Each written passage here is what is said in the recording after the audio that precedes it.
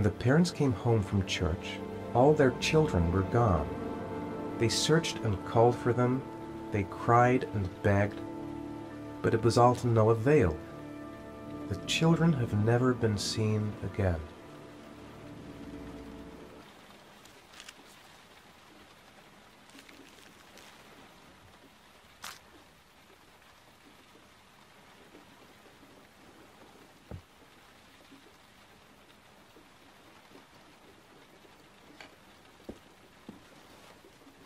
I have to get out of here and find out what this ticket is about.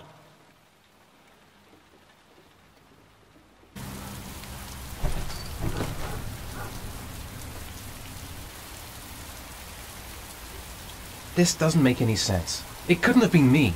I couldn't ever have done that. Goddamn reporters. They've been camped outside my house all day. That letter might be linked to Sean's disappearance. I need to show it to the police. The origami figure in my hand after my blackout. It's the same one the killer leaves in the hands of his victims. I've never done origami in my life. What did I do with Sean? I must have done something, but I just can't remember. There's no way back for me if I've done anything to hurt Sean. I'm the Origami Killer. I black out, and then the murdering starts. I know it's me. I couldn't have hurt him. I love him. I love him with all my heart, but what in God's name did I do when he was on the carousel? I'm exhausted. I didn't sleep a wink all night. I'd give anything to know where Sean is now.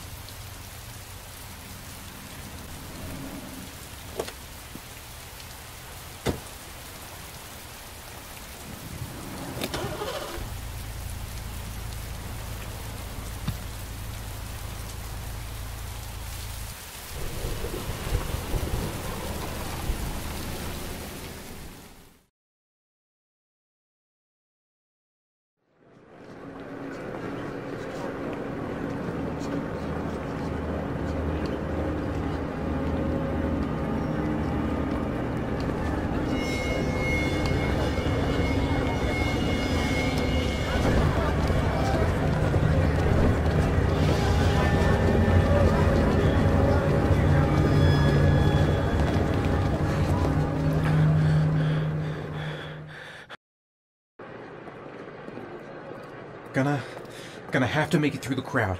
I can't take crowds. Just can't handle it. I can't make it. Too many people. Too many people.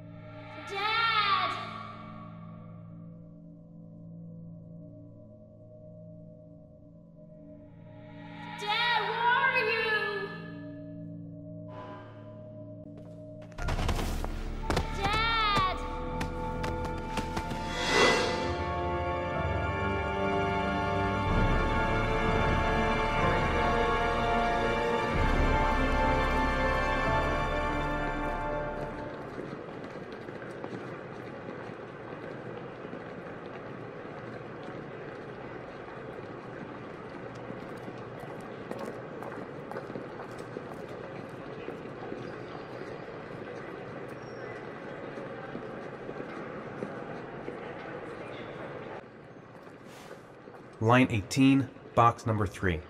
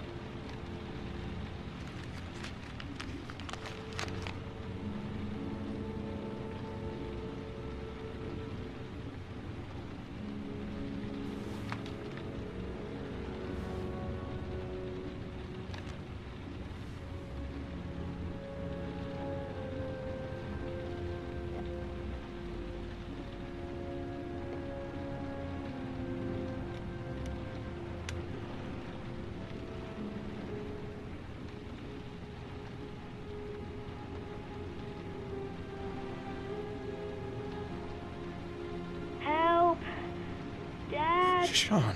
Where are you? I'm so cold. Dad! Dad!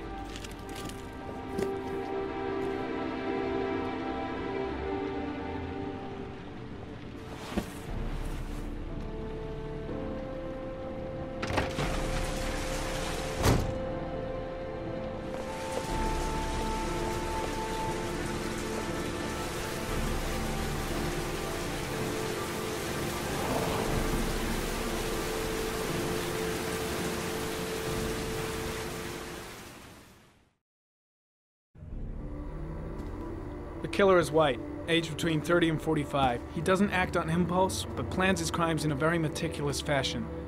He doesn't have anything personal against the victims. That's why he covers their faces with mud, to make them anonymous. Why does he kill them if he doesn't have anything against them? For him, they're more of an image, a symbol. That's probably why he gives them an origami figure and an orchid as gifts, to apologize for what he's done to them. Very interesting. And where does all that get us? The best way of tracking a predator is to be familiar with his behavior. That may be true in novels, but there's a child's life at stake here. Continue, Jaden. Then I studied the geographical distribution of the murders. Generally, a killer commits his first murder near to where he lives, so he has a safe place to flee to if any complications arise. The more confident he becomes, the further he roams from his base. By analyzing the locations where the victims disappeared, I was able to isolate a zone where the killer might live. And what size is this, zone? For the moment, about 10 square miles. Oh, great. There must be 10,000 people live in that sort of area. You gonna question them one by one? The more clues we get, the more we can reduce the zone. We can then cross-check it with our list of suspects and identify the killer. One detail attracted my attention. The interval between the time when a victim disappears and the time when the body is found ranges from 3 to 5 days. But the rainfall is always at 6 inches, give or take 10%. What on earth does that mean? All the victims were drowned in rainwater. The killer kills only in the fall when there is plenty of rain. It could be that he puts them in some sort of well or tank that is open to the skies and that fills up with rainwater. The more it rains, the less time the victim has to live. So what's next? There are 2 suspects whose psychological profile might fit and can be connected to the comfort zone. I'd like to question them. God damn it. We're wasting our time with this bullshit. The killer's out there somewhere, we gotta get off our asses and find him. The killer is no ordinary murderer. He is intelligent, organized, and methodical. You won't find him by patrolling the streets. Tell me, Agent Jaden, did you get your vast experience on the job, or did you just fucking read about it in some school book? I came here to find a killer. And that is exactly what I'm gonna do. With or without your help. Fucking asshole! That's enough! You said it took 6 inches of rainfall before the victim died. How much time do we have left? If the weather forecasts are right, less than 72 hours.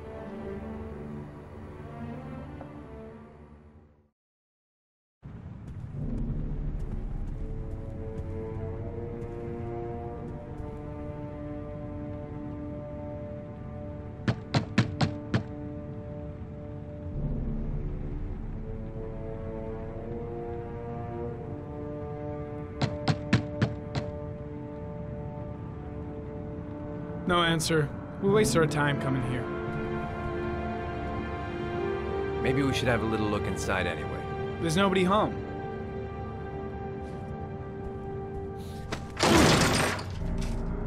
There is now. I'm not sure that's entirely legal. Call the cops.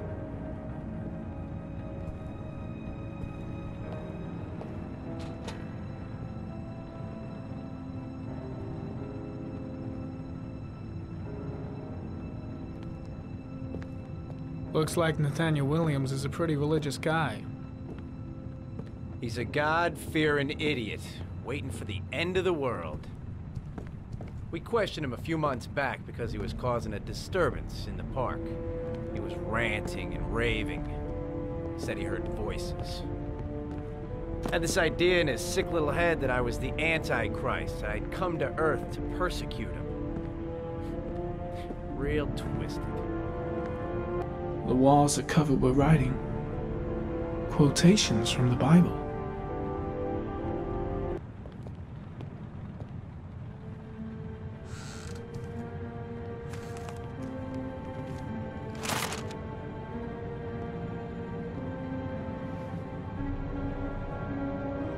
Good timing, Nathaniel. Just the man we're looking for. Angels and ministers of grace defend us. I'm Agent Norman Jaden, FBI. I'd like to ask you a few questions. As God is my witness, I haven't done anything. I'm innocent. Relax. Nobody's accusing you of anything. We just want to talk. You were arrested in a case where a child disappeared from a park. What exactly happened? I'm innocent. I have nothing to do with those murders. I was in the park because God spoke to me. I was arrested because I am the chosen one. That's all.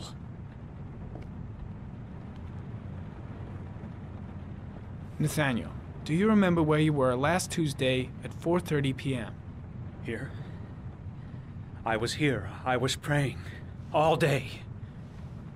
Was there anybody with you? No. No, I was alone. Where do you work, Nathaniel? You have a job? My sole occupation is praying to the all-merciful Lord for the salvation of humanity. What about the voices, Nathaniel? Do you still hear the voices? We know who talks to you, don't we, Nathaniel? Or we both know who talks to you. Don't speak that name. What does he say to you, Blake, Nathaniel? what are you doing? I can't talk about it. You mustn't talk about it. He orders you to go and find new prey, doesn't he? He needs more and more. No. No. You mustn't mention him. You'll bring him here. He told you to go and find that kid in the park. The voices tormented you all night long. You wanted them to stop, didn't you, Nathaniel? Stop. Stop. That's enough. So you obeyed them to That's make them enough. stop. Leave you took him that boy alone. with you and you drowned him. Isn't that right? No. Stop. Stop. You killed them, didn't you, Nathaniel? Are you gonna confess, you bastard? You are the Antichrist. Put down the gun, I shall Nathaniel. dispatch you to your father in hell. He is the son of Satan. He was sent to earth to destroy us. For Christ's sake, shoot! Calm down, Nathaniel. Nobody here wants to hurt you. Put the gun down. Concentrate on my voice, Nathaniel. Listen only to my voice. Demon, you shall regret confronting the emissary of the Lord. You shall know divine power. Lieutenant Blake is gonna leave our planet right now and return to the What? realm of shadows. Creature of darkness, I do beseech you to return to the realm of shadows and leave our Nathaniel in peace. Christ all-powerful, defend us in our battle with the forces of evil. Protect us from the cunning and wiles of the demon. May God Almighty manifest the power of his empire, and may divine power cast Satan and all the other spirits that prowl the world in search of souls into the darkest depths of hell.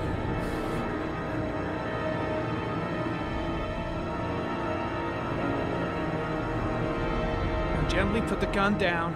On the floor. Back away, slowly.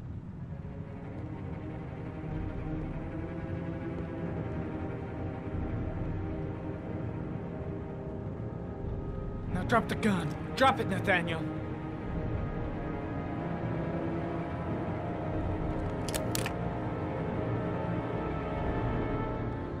Put your hands on your head. Turn around.